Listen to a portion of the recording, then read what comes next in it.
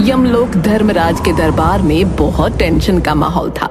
सारे यमदूत लाइन में खड़े थे और एक दूसरे को तिरछी आंखों से देख रहे थे, लेकिन किसी की भी कुछ कहने या पूछने की हिम्मत नहीं थी। चित्रगुप्त बार बार अपना चश्मा पोंछकर पन्ने पलट रहे थे। उनके आगे रजिस्टरों का पहाड़ सा रखा था। चित्रगुप्त बार बार रजिस्टर पर रजिस्टर देखे जा रहे थे, पर कुछ समझ नहीं आ रहा था। अंततः उन्होंने गुस्से में रजिस्टर को जोर से बंद कर दिया। धर्मराज, रिकॉर्ड तो सब ठीक है, परंतु कुछ समझ नहीं आ रहा। कहना क्या चाहते हो चित्रगुप्त?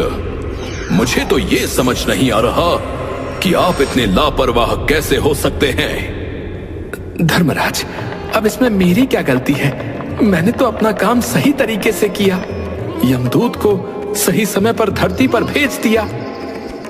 आप धरती वासियों की तरह बात ना करें। क्या आपका वर्क प्रोफाइल इतना ही है? और अगर आपने अपना प्रोफाइल पूरी तरह से जानना ही है तो सुनिए, सारे रिकॉर्ड मेंटेन करना, सबके पाप पुण्य का हिसाब किताब लिखना और तय समय पर यमदूत को उनके प्राण लेने के लिए धरती पर भेजना, और यमदूत अपना पूरा काम करके सही समय पर यमलोक वापस आ जाएं। ये सारे कार्य आपके वर्क प्रोफाइल में आते हैं। धर्मराज, क्षमा चाहता हूं, लेकिन ये सब मेरे काम में कब शामिल हो गया? ये पता करना आपकी जिम्मेदारी है कि कब, कैसे और क्या हुआ। हम आपको समय पर सैलरी देते हैं, इंक्रीमेंट देते हैं, तो उसके साथ साथ आपकी वर्क प्रोफाइल भी तो बड़ी होती जाएगी।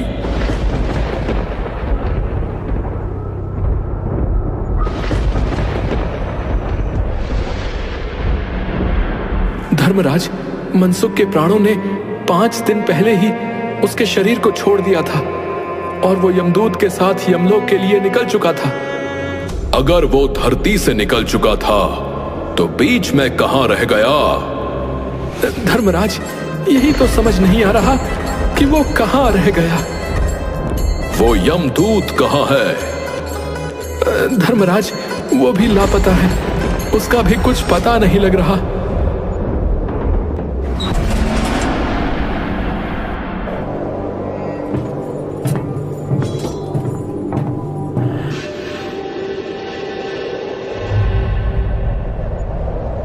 अरे, आ गए तुम? कहां रह गए थे इतने दिन? और ये बताओ, उस मनसुख के प्राण कहां हैं? दयानिधि, क्षमा करें, मुझे तो खुद समझ में नहीं आ रहा। आज तक मैंने कभी धोखा नहीं खाया, पर उस मनसुख के प्राणों ने मुझे चकमा दे दिया। साफ साफ बताओ, हुआ क्या है? महाराज, 5 दिन पहले जब मैं मनसुख के प्राण लेकर इस लोक की यात्रा के लिए निकला, तभी कुछ क्षणों के बाद ही एक तीव्र वायु तरंग उठी और वो मेरे चंगुल से छूटकर न जाने कहां गायब हो गया। गायब हो गया? गायब हो गया का क्या मतलब है? दयानिधि, पिछले 5 दिनों से मैंने सारा ब्रह्मांड छान डाला, पर उस मनसुख के प्राणों का कहीं पता नहीं चला। मूर्ख, प्राणों को लाते लाते बूढ़ा हो गया, फिर भी एक मामूली बूढ़े आदमी के प्राण ने तुझे चकमा दे दिया। महाराज, मेरी सावधानी में बिल्कुल कसर नहीं थी। मेरे इन अभ्यस्त हाथों से अच्छे अच्छे वकील भी नहीं छूट सके, पर इस बार तो कोई इंद्रजाल ही हो गया होगा जो इस मनसुख के प्राण मेरे हाथों से छूट गए। महाराज, आजकल पृथ्वी पर इस प्रकार का व्यापार बहुत चला है। लोग दोस्तों को कुछ चीज भेजते हैं और उसे रास्ते में ही रेलवे वाले उड़ा लेते हैं। पार्सलों में से कपड़े गायब हो जाते हैं और वही कपड़े अफसर के शरीर पर नजर आते हैं। एक बात और हो रही है, राजनीतिक दलों के नेता विरोधी दलों के नेताओं को उड़ाकर बंद कर देते हैं। मुझे तो लगता है कि मनसुख के प्राणों को भी किसी विरोधी ने मरने के बाद उड़ा लिया। आपकी भी रिटायर होने की उम्र आ गई है। भला उस मनसुख जैसे भूखे नंगे को कौन ले जाएगा? और उससे किसी को क्या लेना देना होगा।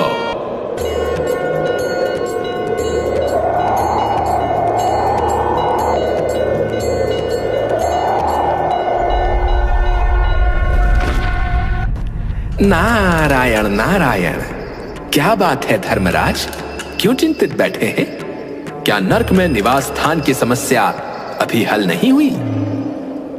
वो समस्या तो कब की हल हो गई मुनिवर। पिछले कुछ सालों में बड़े ही गुणी कलाकार आए हैं हमारे नर्क में। इमारत के ठेकेदार जिन्होंने पूरे पैसे लेकर रद्दी इमारतें बनाई, बड़े बड़े इंजीनियर भी आ गए हैं जिन्होंने ठेकेदारों से मिलकर पंचवर्षीय योजनाओं का पैसा खाया। उन सब ने मिलकर नर्क में कुछ ही दिनों में कई नई इमारतें खड़ी कर दी हैं। अब हमारे नर्क में रहने की कोई समस्या नहीं है। नारायण नारायण, ये तो बड़ी अच्छी बात है धर्मराज, परंतु आपके चेहरे को देखकर लगता है कि कोई समस्या है। समस्या बड़ी विकट है नारद मुनि जी। मनसुख नाम के एक आदमी की 5 दिन पहले मृत्यु हुई है। उस आदमी के प्राण 5 दिन पहले उसके शरीर से निकाल लिए गए। ये दूत उसके प्राणों को लाने के लिए गया था। नारायण नारायण, इसमें उलझन क्या है?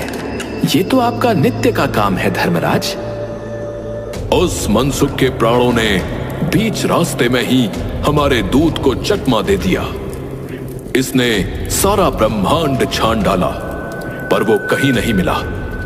अब अगर ऐसा होने लगेगा तो पाप पुण्य का भेद ही मिट जाएगा। नारायण नारायण, ऐसा तो नहीं कि मनसुख का इनकम टैक्स बाकी हो और इनकम टैक्स वालों ने उसे रास्ते में ही उड़ा लिया हो। इनकम होती तो टैक्स होता ना, भुखमरा था मनसुख। नारायण नारायण, मामला तो बड़ा दिलचस्प है।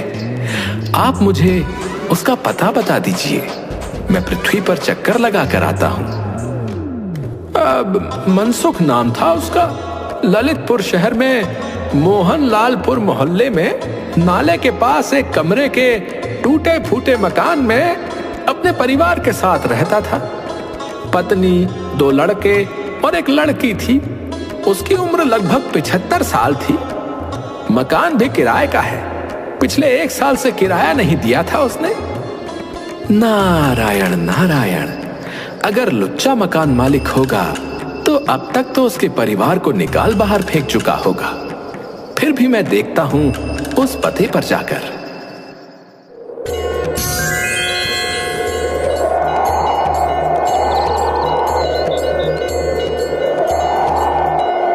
नारद मुनि चित्रगुप्त के बताए हुए पते पर जाते हैं और माँ बेटी का रोना सुनकर दरवाजे के बाहर से ही समझ जाते हैं कि मनसुख का घर यही है। नारद मुनि दरवाजे से आवाज लगाते हैं, नारायण नारायण, घर में कोई है क्या?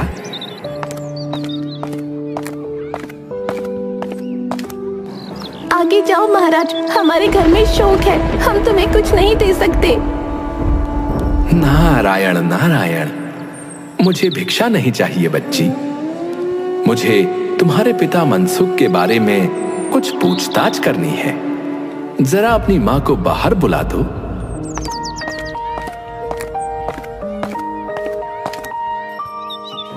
कहो महाराज, क्या बात है?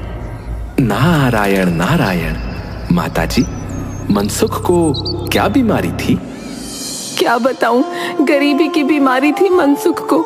5 साल हो गए थे रिटायर हुए, लेकिन पेंशन अभी तक मिलना नहीं शुरू हुई थी। हर 15 दिन में एक दरख्वास्त देते थे, पर वहां से कोई जवाब नहीं आता था। इन 5 सालों में सब गहने बेचकर हम लोग खा गए, फिर बर्तन बिके, अब कुछ नहीं बचा था। चिंता में घुलते घुलते और भूखे मरते मरते उन्होंने दम तोड़ दिया। अब कुछ भी नहीं बचा, यही बीमारी थी उन्हें। नारायण नारायण, उनकी इतनी ही उम्र थी माताजी?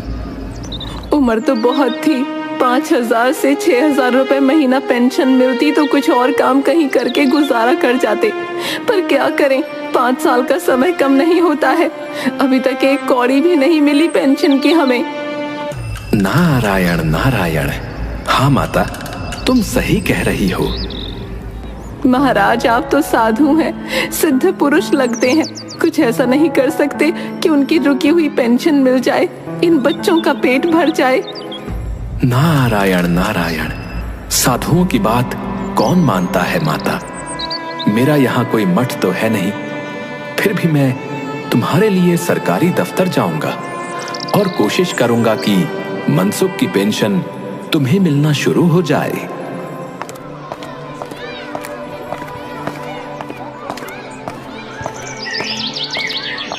नारद मुनि वहां से सीधा सरकारी दफ्तर पहुंच जाते हैं।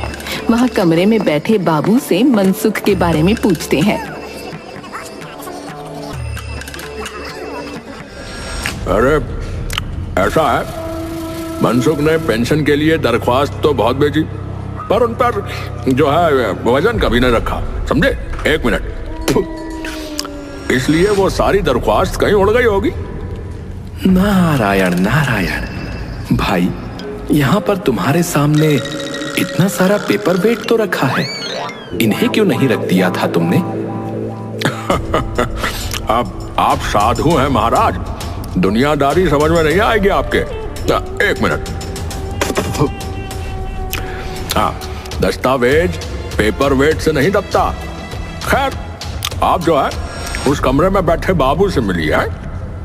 नारद मुनि बड़े बाबू के पास जाते हैं। बड़े बाबू उन्हें दूसरे बाबू के पास भेजते हैं, दूसरा तीसरे के पास और तीसरा चौथे के पास। इस तरह बेचारे नारद मुनि 10 बाबुओं के और अफसरों के पास घूमकर एक चपरासी के पास जाकर बैठ जाते हैं। महाराज, अरे आप क्यों इस झंझट में पड़ गए? अगर आप साल भर भी यहाँ चक्कर लगाते रहे तो भी काम नहीं होगा। हाँ। नारायण नारायण। तुम सही कहते हो भाई, परंतु क्या कोई तरीका नहीं है? अरे आप सीधे बड़े साहब से मिलिए, उन्हें खुश कर दिया तो अभी काम हो जाएगा आपका। हाँ।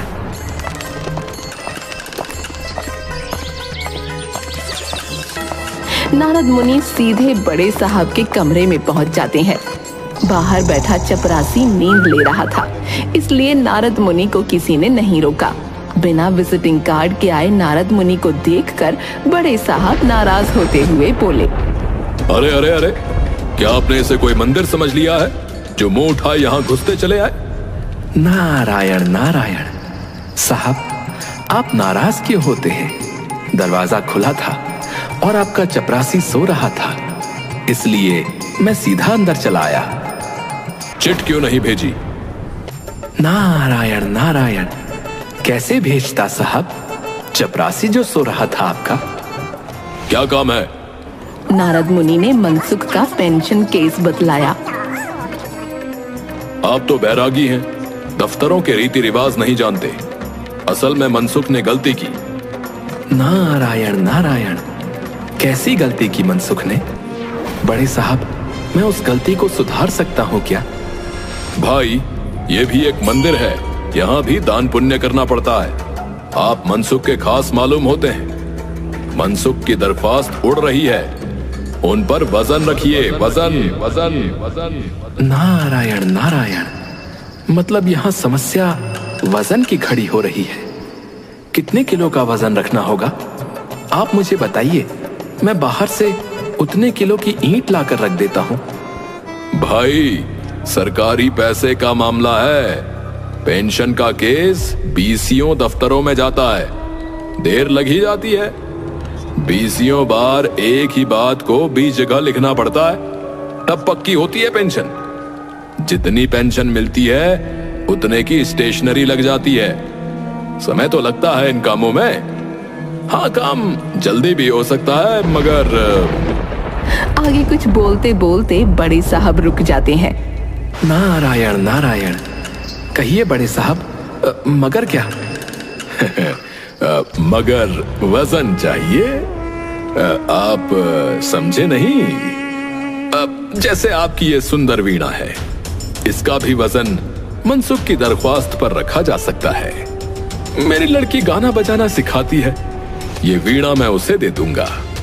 साधु संतों की वीणा से तो और अच्छे स्वर निकलते हैं। नारद मुनि अपनी वीणा छीनते देख जरा घबराए, पर फिर संभल कर उन्होंने वीणा टेबल पर रखकर कहा, ये लीजिए, अब जरा जल्दी मनसुख की पेंशन का ऑर्डर निकाल दीजिए।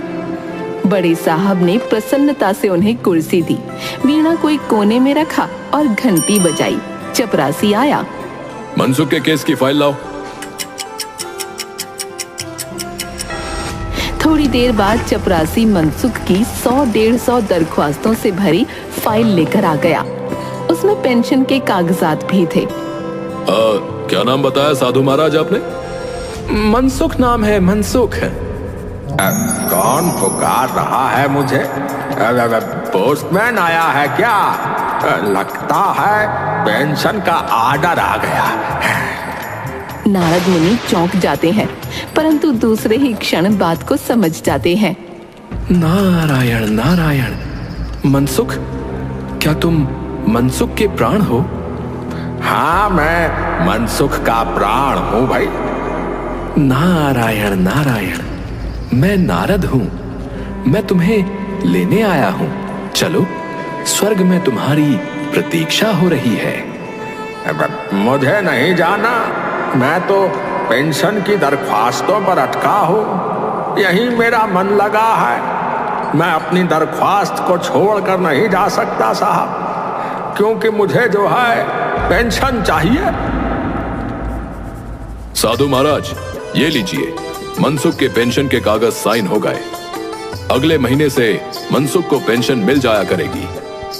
नारायण नारायण, पेंशन मनसुख को कैसे मिलेगी? जैसे बाकियों को मिलती है, वैसे ही मनसुख को भी उसकी पेंशन मिल जाएगी। नारायण नारायण, उसके प्राण तो अब धरती पर हैं ही नहीं। मतलब? नारायण नारायण, वो स्वर्ग सिधार गया अपनी पेंशन का इंतजार करते करते। ओहो, अब ये तो बड़ा बुरा हुआ। भगवान उसकी आत्मा को शांति दे।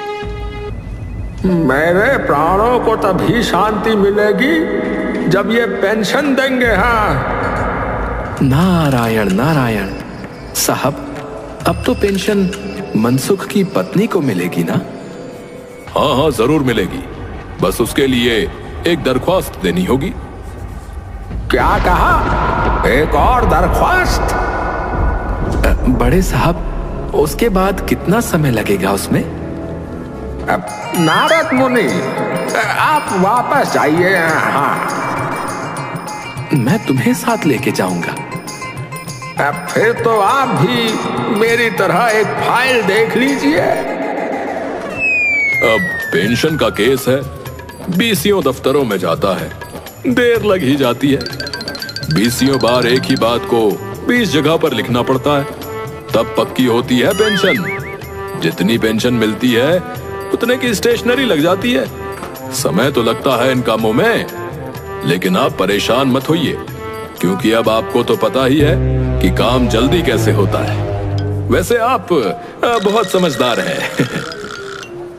ये सुनते ही मनसुख के प्राण उसी पेंशन की फाइल में वापस चले जाते हैं और बेचारे नारद मुनि नारायण नारायण करते करते बेहोश हो जाते हैं।